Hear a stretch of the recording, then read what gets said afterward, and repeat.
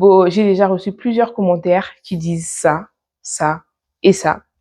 Et oui, il est temps de parler des masques émotionnels que nous portons au quotidien. Parce que c'est bien beau de parler de discipline, de changement, de transformation. Encore faut-il se connaître vraiment. Aujourd'hui, on aborde 5 masques. J'ai essayé de rassembler l'ensemble des masques qui peuvent exister dans 5 types différents. Vous verrez dans l'histoire qu'il peut y en avoir encore plus. Mais nous en portons chacun au moins un. Dans un premier temps, on va parler des profils que je vais appeler les profils distants. Ce sont des personnes qui vont se protéger avec de la distance. Commençons par le premier profil. Commençons par la première grande catégorie, les profils de fuite émotionnelle. Dans ces personnes de fuite émotionnelle, ce sont des gens qui auront tendance à dire ceci. Si je ne ressens pas trop, je ne souffre pas. Pour se protéger, ces personnes auront tendance à se couper de leurs émotions, de ce qu'ils peuvent ressentir à l'intérieur, que ce soit par la distraction ou en restant en surface dans leurs émotions personnelles. On peut retrouver notamment 4 types. La personne qui sera tout le temps détachée par rapport à des situations qui lui arrivent, détachée par rapport à tout.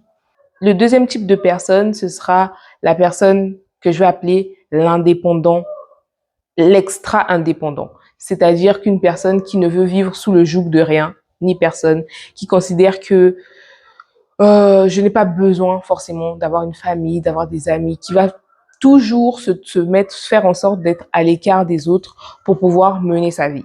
Le troisième type de personne, ce sera la personne qui intellectualise tout, quasiment tout. Que ce soit ses problématiques du quotidien, ses relations ou sa vie personnelle, tout passe sous le filtre de la raison. On peut tout gérer en raisonnant. Il n'y a pas besoin d'aller dans les émotions. Et le dernier type de personne, c'est celui qui, dans tous les cas, va minimiser ses besoins. C'est pas forcément qu'il va l'intellectualiser, mais il va dire « Oh, c'est pas grave. Si je ressens ça, en fait, pourquoi je ressens? J'ai pas besoin de ressentir. J'en fais trop. » Ou il va même dire aux autres « Tu en fais trop. Tu en fais tout un plat. » Et en fait, en se coupant des émotions, il se coupe pas seulement de ses émotions, mais il perd sa capacité à être empathique vis-à-vis des émotions des autres. Ce que la personne va essayer de protéger ici, et il faut qu'on le comprenne parce que c'est une protection, c'est notamment sa vulnérabilité, la peur d'être envahi, de devenir dépendant de l'autre. Et de ce fait-là, la possibilité d'être blessé. Pour reconnaître les comportements qui le caractérisent, on aura notamment la personne qui va dire « Je gère, t'inquiète », alors que quand tu fouilles bien, il gère ou elle ne gère rien du tout. La personne qui va être tout le temps occupée. Tu as l'impression que cette personne est tout le temps occupée, mais quand tu regardes sa vie, il n'y a rien qui avance. Mais tu as toujours l'impression que cette personne est occupée. Qu'est-ce que tu fais? Je fuis. Et c'est aussi une personne qui va répondre par des raisonnements alors qu'on parle d'émotions. Je viens te dire ce que je ressens, je viens te dire que je n'ai pas apprécié tel ou tel comportement ou que ça m'a fait mal. Je me suis senti mal que tu te comportes comme ça. La personne va tout le temps vouloir raisonner. Oui, mais il n'y avait pas de raison. Regarde, il y a ci, il y a ça. Mais non, là, je te parle de mes émotions. Je te parle de quelque chose qui est intérieur et qu'il faut prendre en compte. Ça n'a rien à voir avec ce qui, logiquement, est en train de se passer. Ça a à voir avec ce qui, intérieurement, est en train de se passer. Et dès qu'on parle d'intérieurement, la personne disparaît. Ce comportement ou ce type de profil, quand tu creuses dans ses origines, il y a plusieurs types d'origines possibles. Je vais donner des pistes, mais ça peut être vraiment beaucoup plus profond en fonction de la personne qu'on a en face de soi. Pour les profils de fuite émotionnelle, ce sera des personnes qui, dans leur origine, ce sera des enfants qui auront été encouragés à être forts très tôt, à être fort, on n'a pas besoin de pleurer. Ces personnes chez qui les émotions dans la vie du quotidien ou dans l'enfance auront été banalisées et peu accueillies par le parent ou par l'entourage. Et malheureusement, ce qui se passe dans l'enfance se répercute dans les conséquences relationnelles du futur. On aura tendance à voir des personnes qui vivent des relations présentes. Ils auront des relations, mais peu profondes. Ils n'auront pas la capacité d'aller en profondeur dans leur relation, d'aller chercher les mécanismes qui font que la relation ne fonctionne pas. Dès qu'il faut aller en profondeur, il n'y a plus personne. Silence radio. C'est aussi des personnes qui auront souvent tendance à se sentir seules, même s'ils sont entourés, même s'ils ont de la famille, des amis, ils auront toujours ce sentiment de solitude, d'être incompris. Et pourtant, la personne qui ne cherche pas à se comprendre ici, c'est toi. Passons au deuxième profil distant que j'ai appelé ici le profil contrôle et maîtrise. Ce genre de personnes peuvent dire des choses comme ça. Si je contrôle, rien ne peut m'atteindre. Le plus important pour eux, c'est de garder la sécurité, la maîtrise de soi, des autres et des circonstances. En tout lieu et en tout moment, ils doivent savoir ce qui se passe. C'est des personnes qui auront du mal avec les imprévus. Les 4 catégories de personnes que je peux vous citer ici, ça c'est la personne qui est perfectionniste, bien évidemment, qui veut que tout soit carré, que tout soit fait au millimètre près. Il y aura la personne qui est rigide, c'est-à-dire qui va, quand il a fait un plan, quand il a fait un programme, il faut que ça se passe comme ça. Si ça se passe pas comme ça, eh ben ça se passe pas. Donc c'est problématique effectivement. La troisième type de personne, c'est la personne qui veut toujours avoir raison. C'est pas seulement la personne qui veut avoir le dernier mot, mais son dernier mot là, il doit avoir raison. Tu dois dire j'ai raison. Voilà, tant que tu n'as pas dit ça, on va continuer jusqu'à. Et le quatrième type de personne, c'est la personne qui va être responsable de tout. Alors, au niveau de la responsabilisation, je considère que c'est très important de savoir se responsabiliser. Par contre, se considérer responsable de tout ce qui arrive, même des choses sur lesquelles tu n'as pas la main, il faut doser en fait. Voilà. En général, 2 peurs vont animer ce type de personne. La peur du chaos et la peur de perdre l'amour si elle lâche le contrôle. Si cette personne arrête de contrôler, elle a peur que les choses, les personnes lui échappent. Au quotidien, comment reconnaître ce genre de personnes? En général, ça sera des personnes qui auront du mal avec les imprévus, qui auront du mal à déléguer quelque chose à faire à quelqu'un d'autre. Parce que comme c'est pas fait par moi, ben, je sais pas si ce sera bien fait. Et la personne qui a besoin d'avoir le dernier. C'est en général une personne qui a grandi dans un environnement instable ou imprévisible, que ce soit dans son œil d'enfant, l'imprévisibilité, ça peut être de différents degrés. Et aussi un enfant qui a dû se débrouiller seul rapidement. C'est-à-dire qui n'a pas eu le temps d'être accompagné et qui forcément, quand tu n'es pas accompagné, tu as besoin de tout gérer seul. Et quand tu as besoin de tout gérer seul, tu développes un comportement contrôlant. Et ça, dans les relations, dans les conséquences relationnelles, eh ben, c'est catastrophique. Dans le sens où le partenaire peut se sentir contrôlé, peut se sentir comme un objet, et il y aura en général des tensions et des frictions récurrentes dans le couple. Des tensions de rapport de force, notamment. Parce qu'il y a un qui va toujours se sentir dominé par l'autre. Et faut se rendre compte que c'est pas toujours des comportements conscients de domination. Je vais sauter le troisième profil et je le mettrai à la fin parce que pour moi, c'est une catégorie où on retrouve 95% de la population. Ouais. Par contre, je vais passer au deuxième type de profil, ce que je vais appeler les profils protecteurs. C'est des personnes qui vont utiliser des masques de protection protecteurs. Le quatrième profil, je vais l'appeler le profil d'autosacrifice. C'est la personne qui aura tendance à se sacrifier, qui va dire des choses comme ça. Si je donne tout, je mériterai l'amour. C'est une personne qui aime être utile, mais pas que. C'est aussi une personne qui ne se sent digne d'amour que lorsqu'il est utile. Et là, on a un problème. Les profils concernés, je pense que vous en connaissez quelques-uns, surtout nous les femmes, notamment le profil du sauveur. Le sauveur, la personne qui sera toujours dévouée et qui va vouloir porter tout le monde, porter le monde entier. C'est-à-dire, s'il peut porter les problèmes de tout le monde, il va porter ça. Ce que la personne protège, c'est la peur déjà de se sentir inutile dans la relation, dans la vie, dans son entourage, même professionnellement parlant.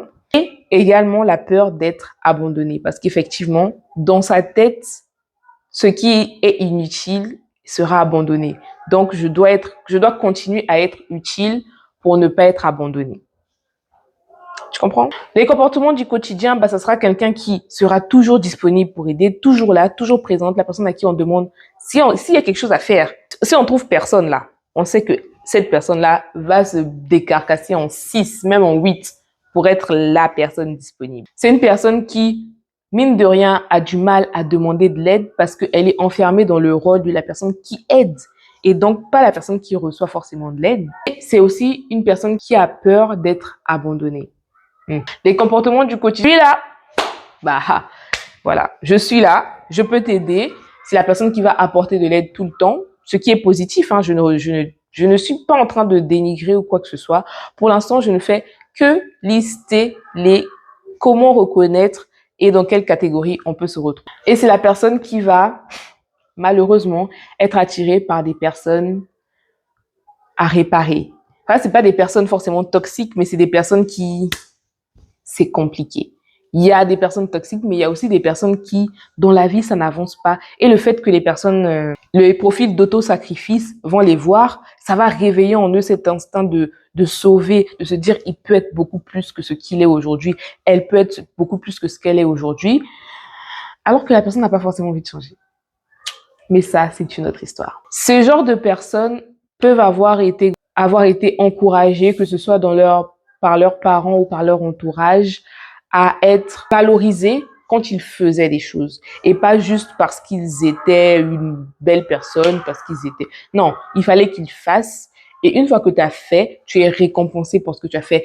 Tu reçois de belles paroles de compliments uniquement quand tu fais des choses. Ce type de mécanisme peut aussi être engendré par le fait d'avoir un rôle important de manière précoce dans la famille. C'est-à-dire, c'est par exemple la grande sœur qui va jouer le rôle de la maman parce que la maman est soit absente, soit trop occupée. Ça peut être le grand frère qui va jouer le rôle du père parce que le père est une figure absente de la famille.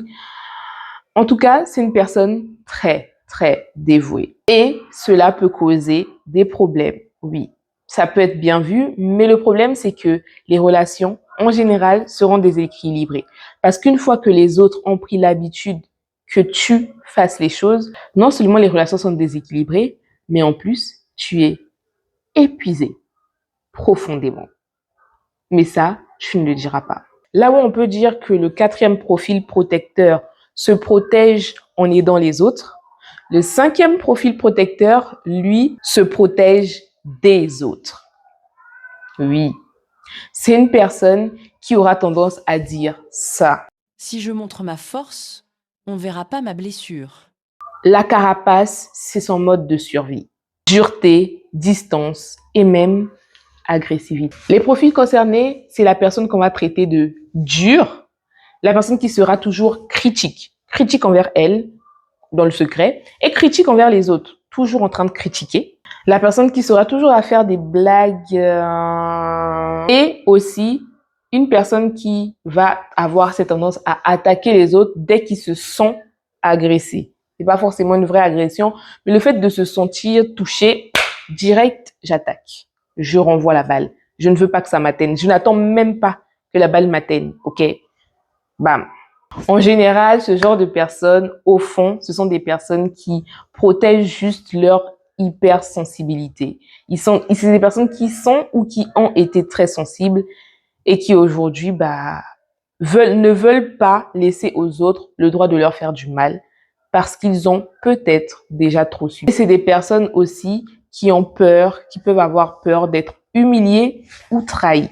Dans les comportements du quotidien, ça sera la personne qui va avoir de bonnes relations, mais qui aura du mal à parler d'intimité. Quand on peut avoir de bons rapports, mais quand il faut commencer à rentrer dans les discussions très intimes, il y a quelque chose qui... C'est une personne qui aura du mal à reconnaître ses torts, parce que reconnaître ses torts, quelque part, c'est reconnaître sa faiblesse. Et c'est quelqu'un qui va avoir des réactions de défense très rapides, très vives. Genre, j'ai appris à me défendre rapidement. Voilà. L'origine possible, ce sont des blessures relationnelles répétées ou des trahisons affectives, que ce soit dans l'enfance avec des parents absent ou dans la vie en grandissant avec des partenaires, des amis qui ont dépassé les limites de leur possible. Les conséquences, c'est que les relations de ces personnes peuvent être très intenses parce qu'au fond, ils cachent une vraie sensibilité très intense, mais très instable.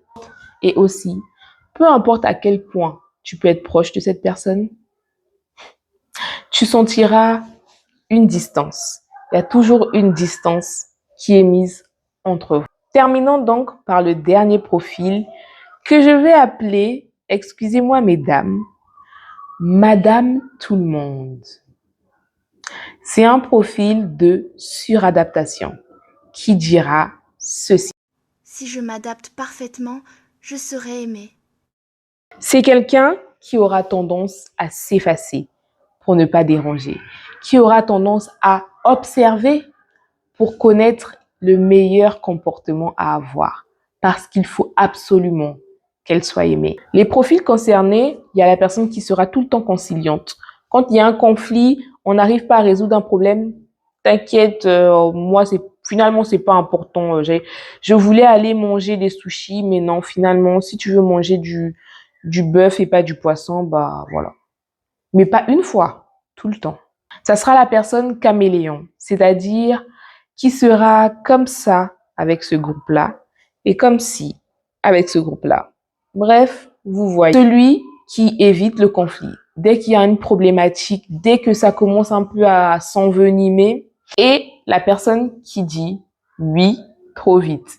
Dès qu'il y a quelque chose à faire, oui. Dès qu'il y a une activité proposée, oui. La personne ne se pose même pas la question de savoir s'il y a autre chose à faire. C'est la personne qui va dire oui beaucoup et après se rendre compte que j'avais déjà pris d'autres engagements. Eh oui. Les deux peurs que la personne protège, c'est sa peur du rejet et sa peur d'être trop. Au quotidien, c'est la personne qui dit oui, même si elle pense non. C'est la personne qui va s'excuser d'exister. Et c'est la personne qui va se rendre compte trop tard qu'elle est épuisée. En général, quand on fouille profondément, on se rend compte que ce genre de personnes sont devenues comme ça parce que tôt ou tard dans leur vie, il y a eu un amour qui a été très conditionnel. C'est-à-dire, au moment où tu agissais d'une certaine manière, tu étais aimé, et au moment où tu changeais ta manière d'agir, les autres te faisaient savoir que non, ça j'aime pas, redeviens comme tu étais avant. Et du coup, elles redevenaient comme elles étaient avant et tout était OK. C'est des personnes qui ont reçu de la validation, en général, quand elles étaient sages comme une image, quand elles faisaient tout comme on attend d'elles. Les conséquences ne sont pas du côté des autres, mais de son côté. C'est quelqu'un qui va être en général très frustré et le jour où ça explose, personne ne s'y attend. Parce qu'une colère rentrée finit toujours par exploser.